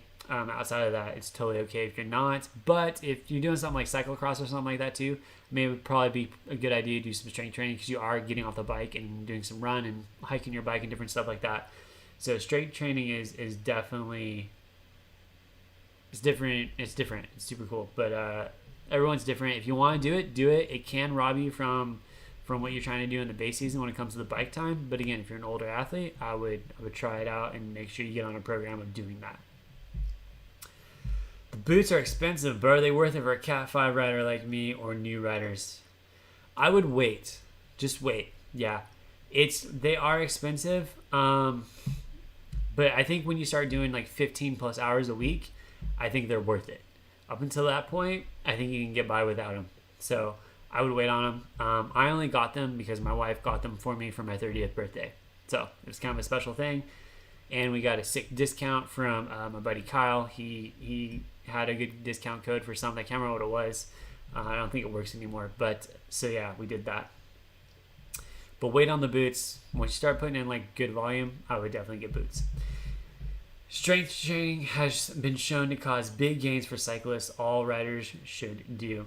Yeah, no, I do agree. Like, it's not like you're gonna get like a massive sprint power from doing strength training, but it does definitely help. It helps you get more efficient. It does help with endurance. We start doing those longer rides, your body's going to hold up a lot stronger and you're going to stay efficient on the bike. Whereas if you don't do a lot of strength training and you get in those longer rides, you're going to start sacrificing form, and you're going to start using different muscles incorrectly and just over fatiguing and different things. Strength training is good. Where I'm at personally, I don't do a lot of strength training. I do very little. I do more core work than anything. And that's very minimal. But as I start to get older, like if I, maybe when I'm 35, I'll start incorporating more strength training into what I'm doing. Now, I did do strength training a couple years ago, like 2012 to 2015. I was doing it every off season. So that's the other thing. If you have a good history of doing strength training, you can actually take a break from it until you get older. My buddy Nick puts on muscle so stupid easy. He hasn't done any strength training in the last 4 years, and he is at the best power and watt per kilo ratio and sprint that he's ever been at completely. So thanks for the advice. You are welcome. Just jumping in now. This Q&A going to be a weekly thing? I don't know. I don't know if it's going to be a weekly thing. I did one last week. I think I did last Sunday. I did one, and people liked it, and I enjoy interacting with you guys. You get to know a little bit more about me. I might move them to a monthly thing. We might do that. Maybe we'll set it up for a certain day on the same day every month at the same time. Maybe I'll do that. But right now, I felt like doing another one because it was a lot of fun last time. I had fun doing it. So, why you gotta show up VC like that? What'd I say? I can't remember what I said. What's wrong with VC? Oh, is it because of the video I made, the 1 minute power one, the Racecaster one, after he did his super, what did he do, his super douche or whatever he did, after he did that video? So this is the thing. I make my videos and then I upload them, but I don't release them. So the one that I had planned to drop on Saturday, I had uploaded it on Tuesday, I think, and it just sat there, and I waited till Saturday to drop it. So, I didn't. And then Tyler came out with his, I think, wasn't it on Christmas Day he dropped that one? He drops it on Christmas Day or the day before Christmas. I can't remember when he dropped it. But I was like, dang it, dude. He did this super funny video, and I'm literally going to drop one. I'm going to look like a copycat. So right now, I'm actually finishing up my 20-minute power. This one's more of a serious video, but I did a phone call with my coach about the test, and I actually recorded the phone call. So I'm actually going to play that as the audio over it. So the take I'm taking is you're not going to hear any thoughts from me about the 20-minute test or leading up to it until after the test. I'm going to talk about it, but you get to hear my coach talk about different ways to pace the test and just the real purpose of it and what he thought I could do and different things like that. It's kind of a cool vibe, but that video will probably be dropping on Tuesday. So, hey Chaz, Anthony, dude, what up? I coach Anthony. Anthony's crushing it. Smashed myself today. I held above FTP for over 30 minutes. Bro, nice. And PR 2 big climbs on the day, 75 miles and just under 5K of climbing. Can't wait to see how far we can go. Yeah, dude. Okay, stuff like that makes me super excited. Like, super excited. Again, Anthony is, check out his YouTube channel, Faster Me. He does have a channel. He runs some stuff. But he's a good student. He's one of those guys who just sees the stuff, does the stuff, results come. So he's very good at what he does when it comes to the program, which I don't think I have your program up yet. I will have that up tonight. I have a couple of them I'm still working on, so apologies. I'm doing this right now, right? I should be working on your program. But I'm super excited for where we're headed. And yes, dude, you are crushing it. Gosh, I wish we had racing so you could use all that stuff now. Ismail, solid stuff, Chaz. Keep it loose, man. Thanks, dude. I coach Ismail as well. I've had probably 4 or 5 athletes jump on and ask questions or say stuff throughout the night. So that's super cool to see you guys on here. And they're all doing super well on their programs. How many fasted rides would you recommend a week? Okay. Elephant in the room. Fasting. Tyler fasts, and he's gotten a lot of crap for fasting. I do not fast. I tried fasting. For me personally, it didn't work. What I did was I do calorie restriction, not like anything crazy. I do 500 calorie deficit a day. And then I finally got in a rhythm of I've learned how many calories I can eat on rest days and how many calories I can eat on workout days. That's how I lost weight. When it comes to fasting, Tyler has spent years doing it. He's got it dialed in. He knows what works for him. And he's got it dialed. Okay.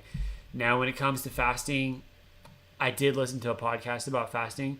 Now, fasting, from my understanding of just listening to the podcast, and I can't remember who the coach was from USA Cycling, but basically the studies show that fasting is very good for overall health.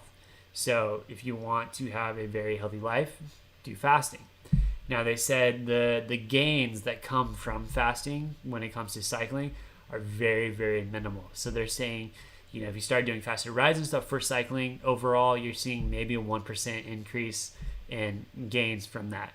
I mean, we're talking like marginal gains, like super. I mean, at that point, you might as well go buy some aero wheels or something, right? So fasting for me, I don't recommend it a lot to people. Some people, yeah, we can try it out, see how you respond to it, because everyone's different. For me, it didn't work. Tyler, again, has it very dialed in. The only thing I will say is he is very fat adapted, and he has said this before, that it's a struggle sometimes to repeat big efforts, because I don't know why, but that sometimes it's a struggle for him.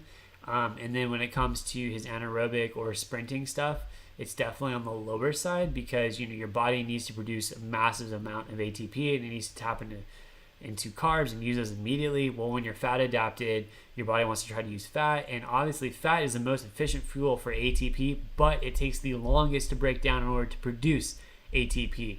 So some of the stuff for Tyler is he does kind of hit on that stuff kind of dies down, but he has really good endurance, and he's getting really strong in the sweet spot stuff too as well. So again, he found something that worked for him. For me, it doesn't work. So when it comes to fasting, I would say maybe once or twice a week, and I would do it on non-workout days. I wouldn't do it on recovery day. I think you shouldn't. Recovery day is recovery day. You need to be putting food in your body and recovering. You could do it on an endurance ride, and I would only do the first 45 minutes fasted, and then start eating as normal after that. That's what I have to do with fasting. So I hope that made sense. And I try to be respectful of what Tyler... Again, Tyler does a great job at what he does. I'm not going to knock it. For me, it doesn't work, so I don't do it. Everyone has to find what works for them. And I know that he said that too. He said you have to find what works for you. And it's true. If a crit race is scheduled February, do you still recommend to include VO2 max on your block program in January, or better focus on crit race specific workout, sprint, increasing threshold, etc.? No, I would do the first part of that. I would do the VO2 max stuff for sure, because that's not your only race that year. You're gonna have other races, right? So I would do that, and then I would definitely move into more of the anaerobic stuff maybe after the first couple of races. So don't ever make your A race be the very first race of the year, because if you do, you're gonna peak for that, and then all the rest of your races you're not gonna be as strong, right?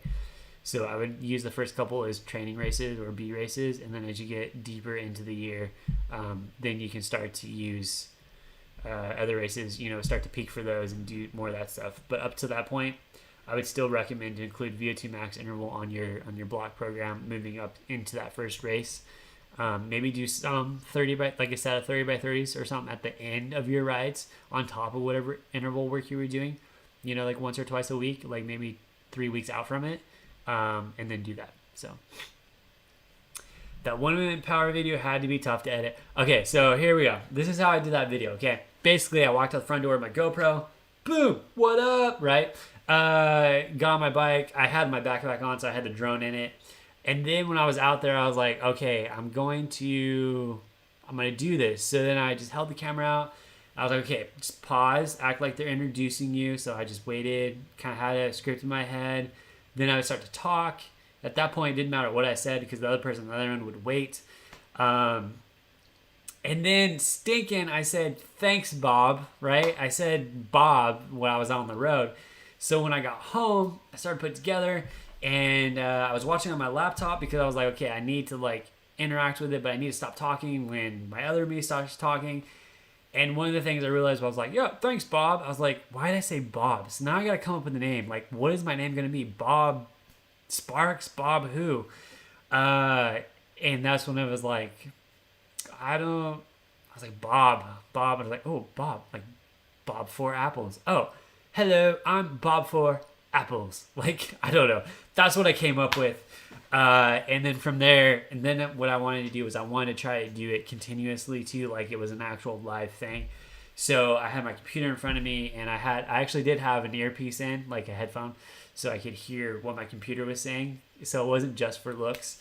And then basically I sat there and I did the whole this just in, Chaz, aka the Jazz Man, I did that, and then I hit play, and hey Chaz, welcome. And anyways, that's how I did it, and I thought it was super sick.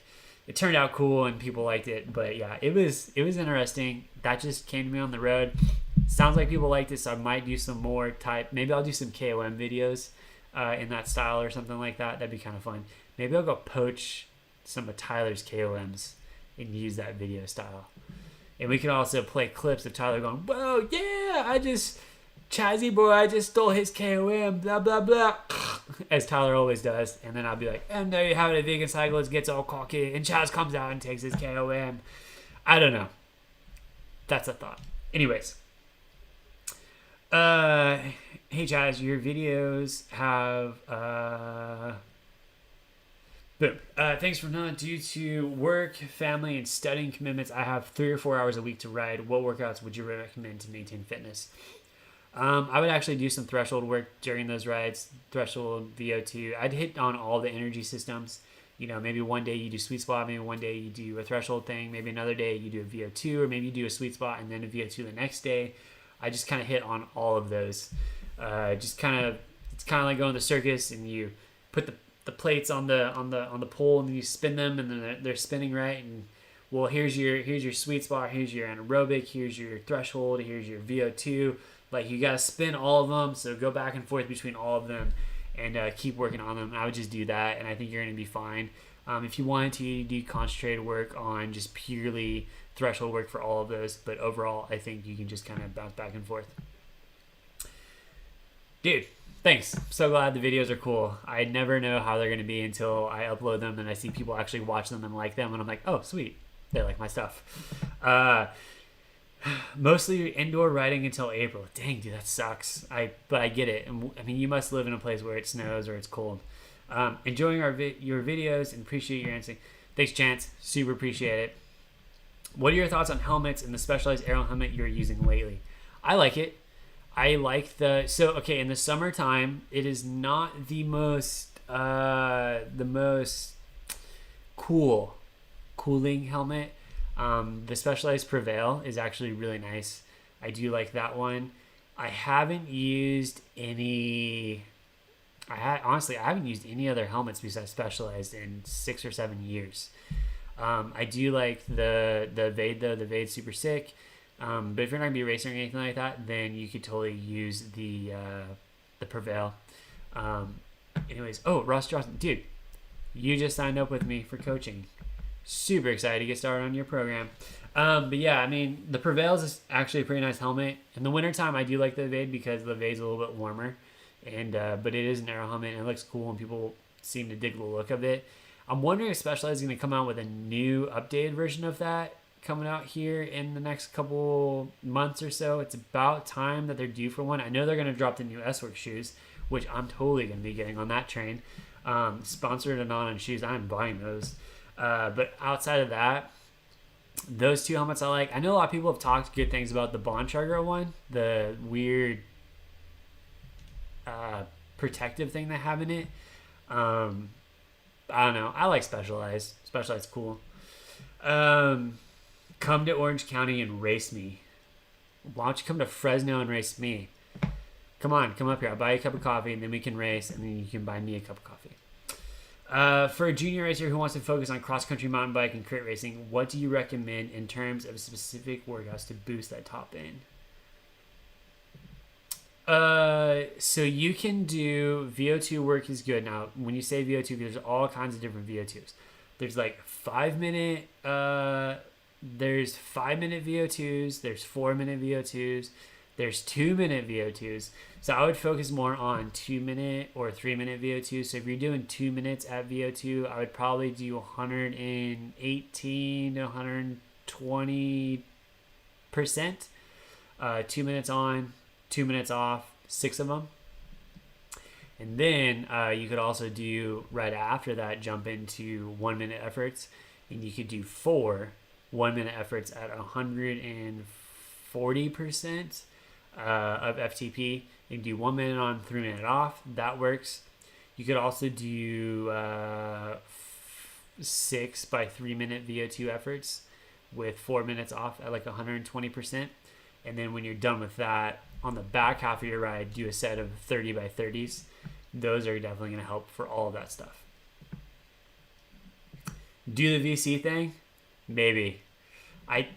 He stole that KOM from me. I get bitter when my KOMs get stolen. He stole that KOM from me. I can't. It was in his daily vlog. I can't remember which one it was. I had that one since 2017. I got it one day at the Yosemite cycling camp, and I think I did like 320 watts. It was summer, so it was warm, and we might have a slight tailwind. He did what, 370 watts or something stupid to beat it by a second or something like that, right? So definitely the cold, and I mean he did far more watts than what I did. So I definitely want to go back and take that one because he's been trying so hard to get that one for years, and he got by a second. I'm like, bro, you don't even know. So we'll see. How many athletes do you coach at a time? How much do you charge, or do you have a website for more info? Yes. I do have a website, elevatecoachingllc.com. I charge $150 for kind of the basic tier plan, and I charge $200 for the premium plan. The big difference there is with the basic plan, we communicate solely through email. We do once a month phone call as needed. I build an entire month's worth of workouts for you, and I upload that to Training Peaks, and you can see the whole month. And then we can communicate through Training Peaks comments on how your rides went. And then outside of that, that's kind of it. For $200 a month though, we can do phone calls whenever you want. We can do texting as you need it. I build your program on the weekly basis. So like I do have the whole month planned out for you too, but you can't see it. But I do have it pretty much planned out. But depending on how you did that week prior, I will sometimes go in and be like, oh, they did better on this section than I thought they were. So we need to tweak this moving forward and add more times or do more reps. Or maybe his threshold bumped quite a bit on that section. So the $200 a month is definitely like it's more. There's more of a relationship developing between us, and we're constantly talking and stuff. Like I got some athletes, they'll text me all the time. Some of them like just text me and talk to me. Be like, hey, check out what's going on in my life, which I think is really cool. Like I get to know them on a personal level versus just here's a program, follow it. But then at the 150 range, I mean, we still. They email me or something, I'll email them back. It's not a big deal, but we just don't do the texting and stuff like that. Plus, with the $200 plan, if life gets in the way and you got to move things around super quick, it's super easy. You just shoot me a text, and I just tell you yes or no. Like, yeah, I think that's a good idea. Let's move it. Or I go, okay, I'm going to have to get on and actually change some things for you. Whereas with the 150, if life gets in the way, I only do like 1 or 2 changes a month on your plan because it's already pre-built. So that's how that works. And they're monthly, so it's like $200 a month or $150 a month. Athlete wise, I think I'm carrying around maybe 30 athletes right now, but I do have a cap on the premium stuff because it's a lot of work with a lot of people blowing my phone up. So I do have a cap there that I'm actually like 1 or 2 athletes away from again. Last time I did this, I said that, but I had some people, put some things on hold just because COVID reasons of jobs and stuff. And then right now I do have like 1 or 2 openings left. I actually picked up a guy today. And then I got plenty of openings though at the 150 range at the basic level because that one's not as work intensive because we're not constantly talking back and forth to each other. So that one I can actually set you up for a whole month, and it's so I can take more people on the basic side than I do on the premium side. But that is how my coaching stuff works. Anyways, Elevate Coaching, elevatecoachingllc.com has all that out, and you can email me through there too. Okay, enough of the coaching plug. This video brought to you by Elevate Coaching. Take your cycling to the next level. #gains. Let's see here. AMP code works like a charm. Sick, dude. Super pumped. Again, Chaz 25 off. That code will give you 25% off for AMP. It's good until the 31st. And I don't get any money off of that. I make 0 money. It's strictly because you're my friends. So, let's see here. Okay, calorie intake. This is going to be a big one. Calorie intake. Zone 2 fasted ride in the AM puts me into a deficit of 2,200 calories. I aim for 1,900 calories a day. I'm 5'10", 147 pounds. Healthy weight loss is 500 calorie deficit a day / a day. Do you make up the deficit plus another 1,400 calories? Okay, so here I'm gonna need a little bit more info on that one. I, for example, in my Fitness Pal, I have it set up to where like I need like if I don't work out that day, I need to eat like 1,500 calories that day. Obviously, I eat more like around 2,000, so that's kind of my starting point is 1,500 calories a day. And then if you were to work out, so I eat 1,500 calories a day. Say I do my 3.5 hour ride and it's 3,000 calories. That's what 4,500 calories now that I can eat that day. Now that 1,500 has that 500 deficit already built into it. So technically I'd be eating 2,000 a day, but I do a 500 calorie deficit, so it puts me at 1,500. So the 1,500 plus the 3,000 for my ride, that now gives me a grand total of 4,500 calories. All right. The other thing I do is I do log all the nutrition that I do on the bike. I add that in as part of that. All right. So say I burned 3,000 calories on the bike, but I took in 750 calories on the bike. Well, now that's what, 2,250 calories? Dude, I'm doing math like this. This is crazy. I never do this. So yeah, to answer your question, like, yeah, I mean, I think you're doing it right. I think I got your question right. I think you're doing it right. I wouldn't go any more than the 500. There's really no reason. You're 5'10", 147 pounds. I mean, you're pretty much almost my height and just a couple pounds heavier than me. So you're probably relatively thin. Your body fat's probably around, 7% or something like that on a scale. 7, 8%, maybe even 6. Actually, I'm going to say it's probably 7, 8% on a scale. I think you're doing it right. I think you're doing it fine. So I think it's pretty good. Let's see here. Daniel, do you think you'll do more Zwift racing? Do you think Zwift racing has its place during the off season? I don't, I'm actually debating on doing Zwift racing. Did you guys like me doing, yep, you got it. Thanks. Keep it. Sweet, Gavin. I'm super humbled I got that for you. Thanks. That was kind of a complicated one with all that math there. I was like, what am I, MIT? No. I'm glad we got that. But yeah, Zwift racing, I actually kind of enjoyed it the other day. That was fun. And on top of that, it was actually kind of fun having you guys along for the ride. I don't know. I might do more. And if I do them, I think I'll live stream them because I think people enjoy watching them. So I know I like watching Tyler's Zwift race sometimes. When he does it, I'll usually jump on and watch him. And actually, sometimes I'll actually jump on and race with him. I tried getting him to come on the other day, and he didn't for some reason. But anyways. But yeah, Zwift racing is interesting. I think you can do it during the off season. Just don't do it all the time. Maybe once a week or something like that. And on top of that, I might actually be doing it a little bit more in the next month or so, just because our racing isn't going to be starting up in California.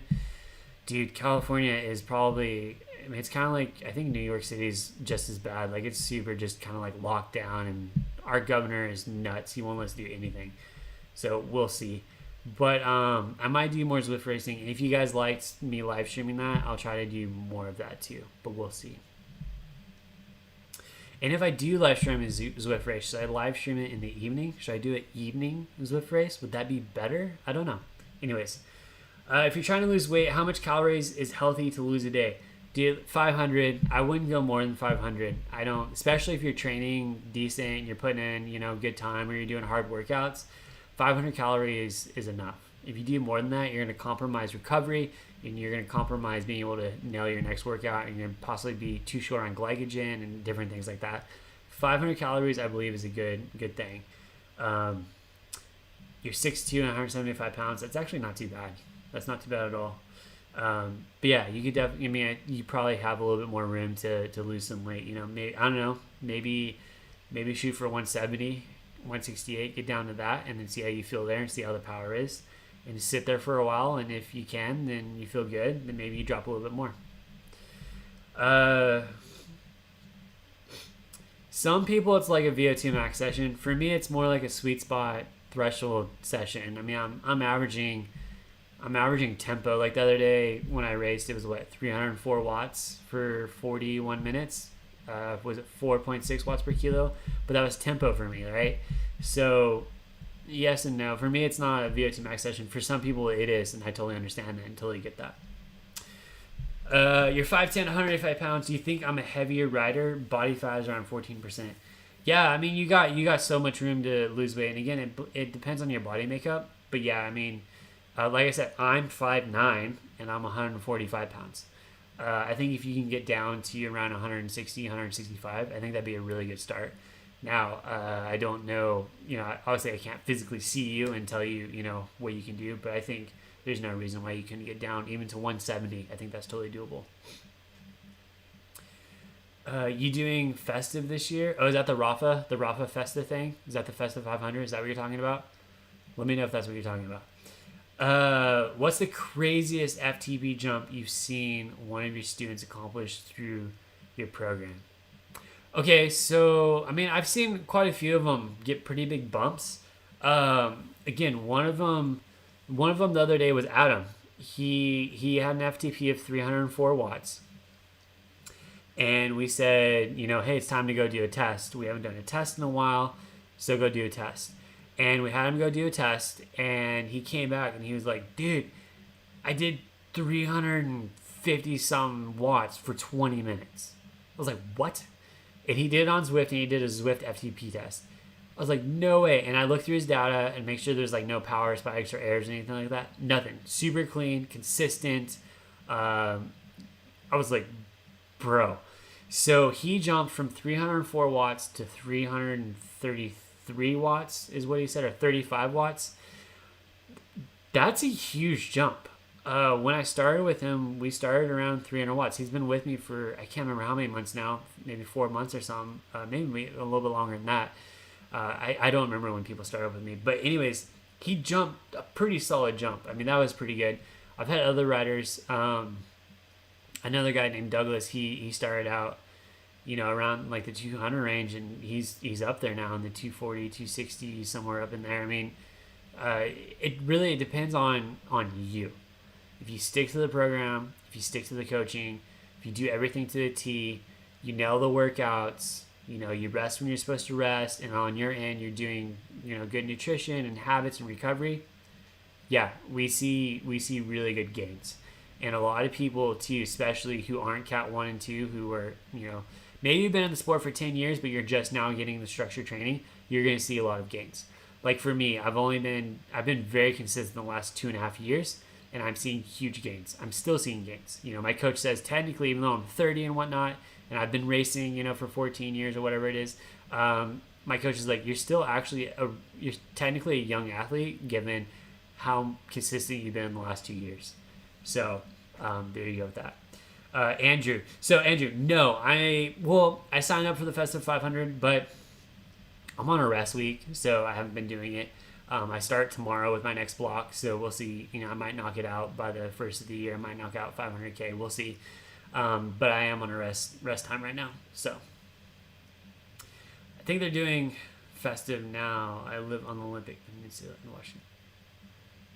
Oh, no. I'm so confused on what you're talking about. I thought you were talking about the Strava thing. No, I'm not doing Festive. Confused. Anyways,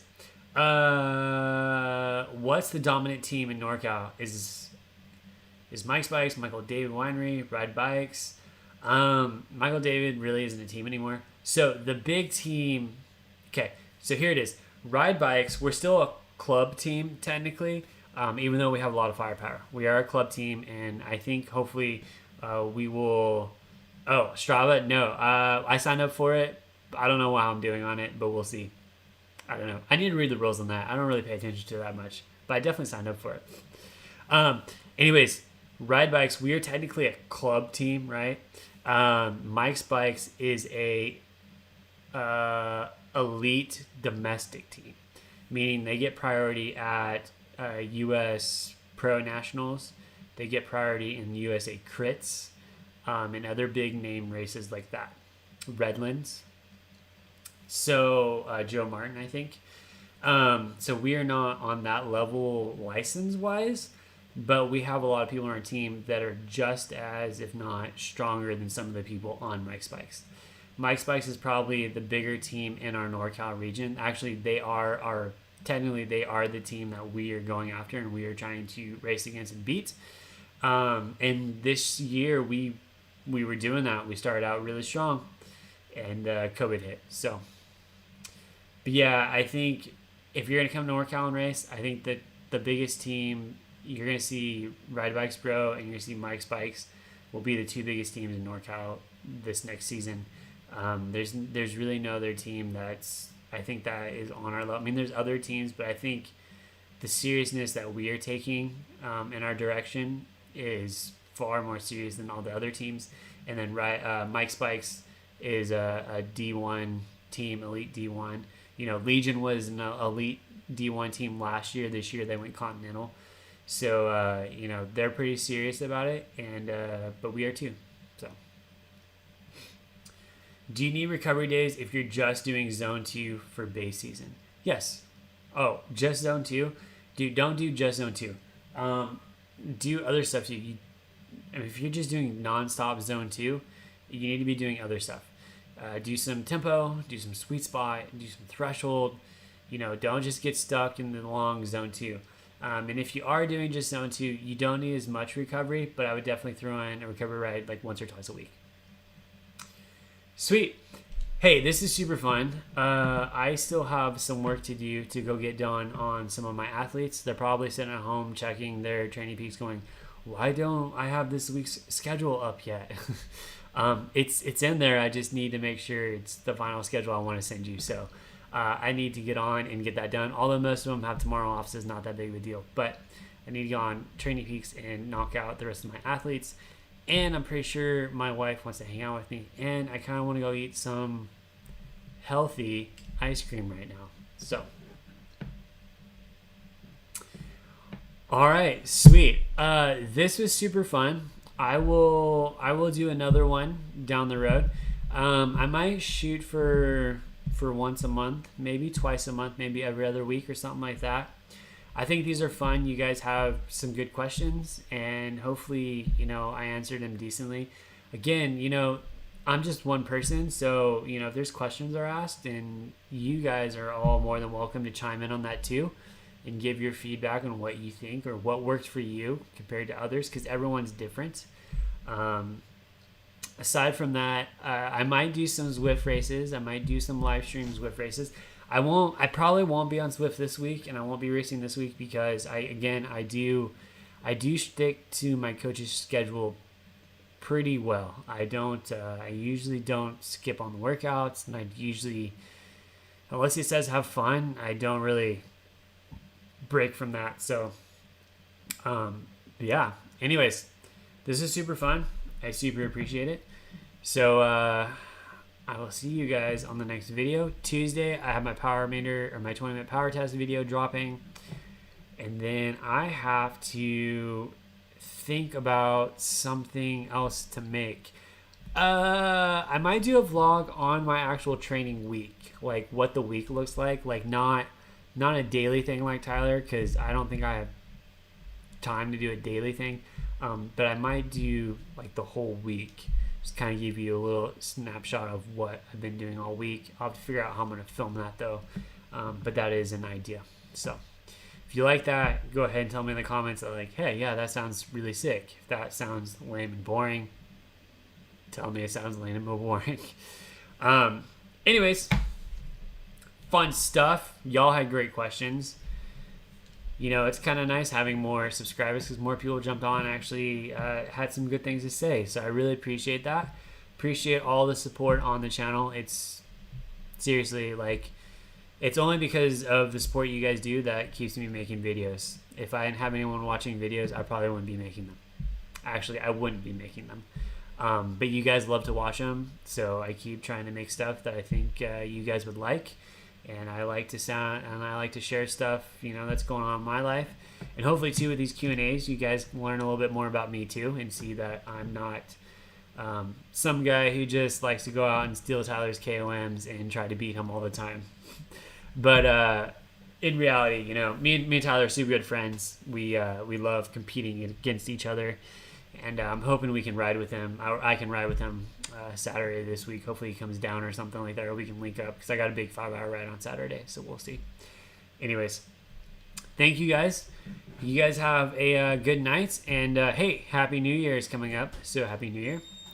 and I will see you guys later. What up, wifey?